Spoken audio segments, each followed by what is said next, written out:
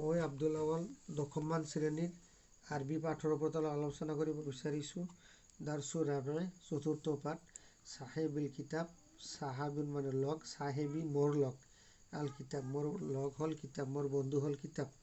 ইয়াত কৈছে আনা ফাতাহ, মই এজন যুৱক, জুল আদাব শিষ্টাচাৰী, মই এজন ভদ্ৰ যুৱক বা শিষ্টাচাৰী যুৱক। আকৰাও মই পঢ়োঁ।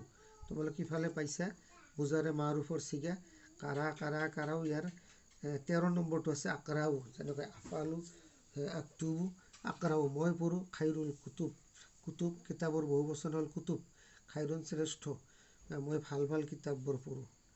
ইন গাবাতেল আছহাব, গাবাত মানে ইয়াত গাইবৰ অৰ্থত বুজাব।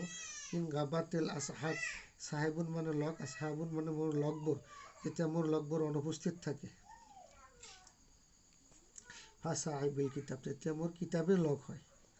ফিহে হাদিছু চামুৰা, তাত আছে কথোপকথনৰ বৰ্ণনা।